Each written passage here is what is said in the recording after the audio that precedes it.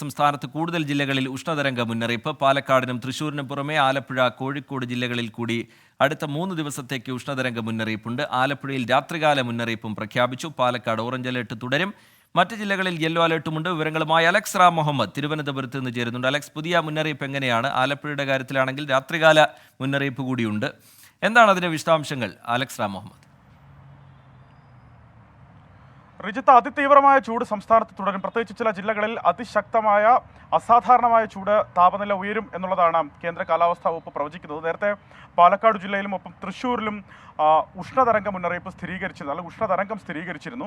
ഉഷ്ണതരംഗ മുന്നറിയിപ്പ് ഈ ജില്ലകളിൽ നിലനിൽക്കുകയും ചെയ്തിരുന്നു. 40 ഡിഗ്രി സെൽഷ്യസിനും 41 ഡിഗ്രി സെൽഷ്യസിന് മുകളിൽ ചൂടാണ് പാലക്കാടും, അതുപോലെ 40 ഡിഗ്രി സെൽഷ്യസിന് മുകളിലാണ് തൃശ്ശൂരും കഴിഞ്ഞ ദിവസങ്ങളിൽ രേഖപ്പെടുത്തിയ ചൂട്. അതിനു പുറമെ മറ്റു 2 ജില്ലകളിൽ കൂടി സമാനമായി ഉഷ്ണതരംഗ മുന്നറിയിപ്പ് നൽകുന്നു എന്നുള്ളതാണ് ഏറ്റവും പ്രധാനപ്പെട്ട കാര്യം. അത് ആലപ്പുഴയും കോഴിക്കോടുമാണ്. ആലപ്പുഴ ചുട്ടുപൊള്ളുകയാണ് അക്ഷരാർത്ഥത്തിൽ. കോഴിക്കോടിൻ്റെ പലയിടങ്ങളിലും അതിശക്തമായ ചൂട്, അല്ലെങ്കിൽ അതിതീവ്രമായ ചൂടാണ് ലഭിക്കുന്നത്. അടുത്ത 3 ദിവസത്തേക്ക് കൂടി ഈ 4 ജില്ലകളിലും ഉഷ്ണതരംഗ മുന്നറിയിപ്പ് നൽകിയിരിക്കുകയാണ്.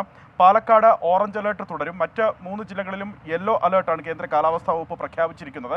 ആലപ്പുഴ ജില്ലയിൽ ആദ്യമായി രാത്രികാല താപനില മുന്നറിയിപ്പ് കൂടി നൽകുന്നു എന്നുള്ളതാണ് ഏറ്റവും പ്രധാനം.